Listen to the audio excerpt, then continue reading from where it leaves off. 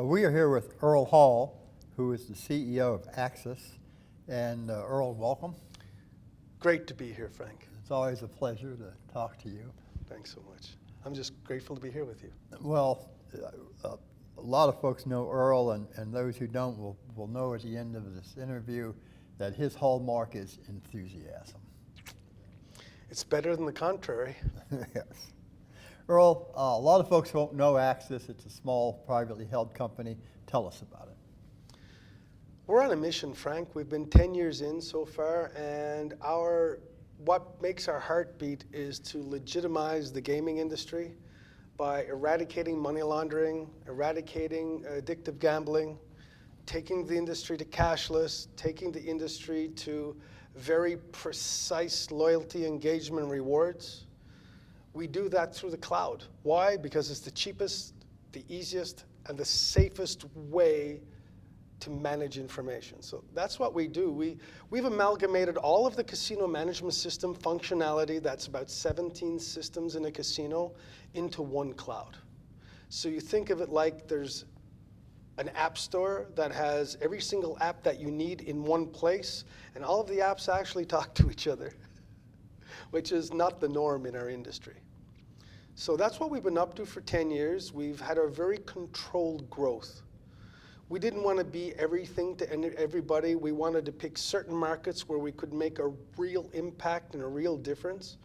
And it's over the last year that we've really started the expansion phase. And now we're hitting all levels of government, all levels of casinos, Native American, corporate world. And we're still taking it a slow, controlled, and an intelligent approach. But now that we're starting to get known, things are starting to speed up pretty quick. Who are some of your clients that folks would recognize? Well, that's one of the cool things about Access, because our motto is information security. So we don't even give out lists of our clients. Because I know the folks down the road from here would love to have our list of clients, but just to give you an idea, and this might shock some people, but we have 1,186 clients in 47 countries with almost no publicity. Right. Yeah. And we would recognize them. Yes, you would. Okay. Yes, you would. But maybe it's our culture, maybe it's a fault inside of who we are, but we don't go out beating our drum every week, because the purpose that we have, the mission that we're on, is way more important than tapping our own selves on the back. That's not the Access culture. So how do you market? How do you reach out? It's funny. It's like this morning I was giving a speech at a regulators thing, and somebody asked me a question. He said, "Can you come see me in a couple of weeks?" So the way we've kind of built the company is every time we're invited to speak somewhere, talk about something, help somebody fix a problem, there's always a client emerges. And it's really cool, because the clients that come to see us really want to fix their problems. They're not out shopping.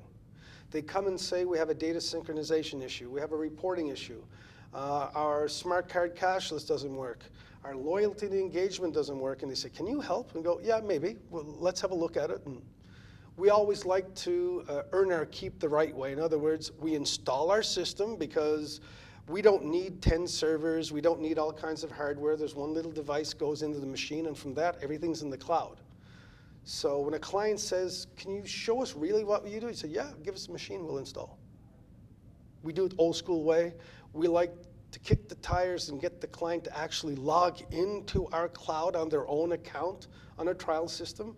And they go, wow, okay, now I get it. And then from there it spins off. So, and word of mouth has been the most cool thing we've ever had. I got a phone call last night saying, can I see you tomorrow? You have a client down in Georgia. We really love what they say about you. Can I see you tomorrow in the booth? And I said, yeah, sure, come see me.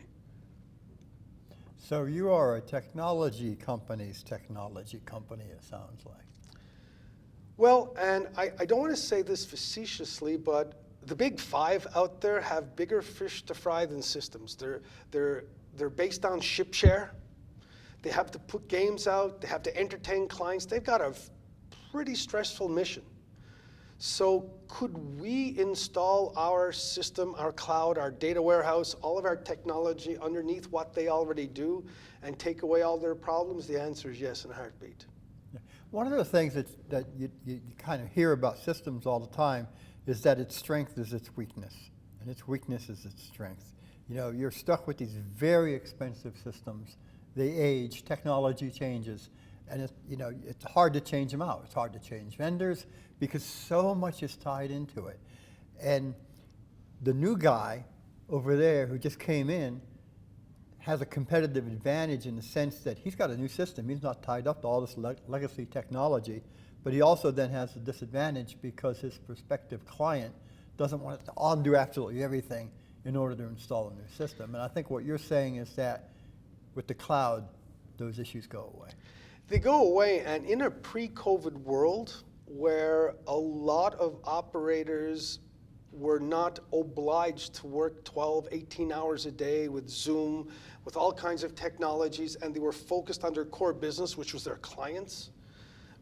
That argument, I've heard it before, but since COVID started, and now the level of tech-savvy people in our industry is amazing. Now it's the other argument we're hearing. Now that we've experienced 15 different products while I was working remote, I really don't like what I have. Earle, how can you help?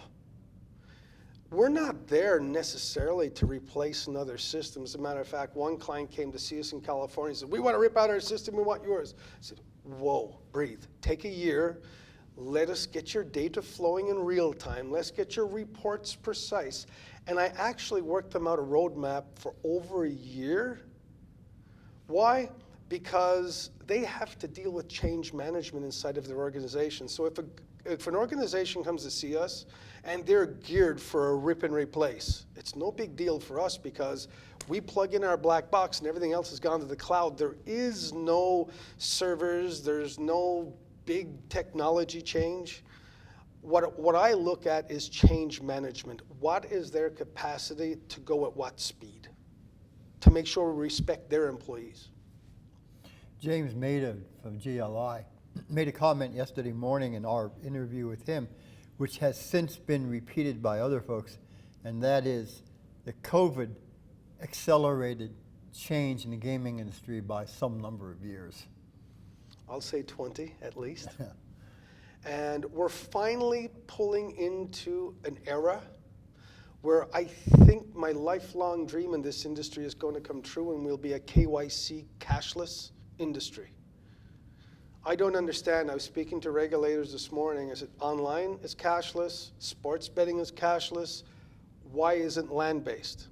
I know there's fear there, but in a cashless industry, in a KYC-centric cashless industry, revenue is higher than an anonymous industry. So COVID, although there's many people got sick, some people died, for our industry to evolve to compete with other industries like gaming, hardcore video gaming.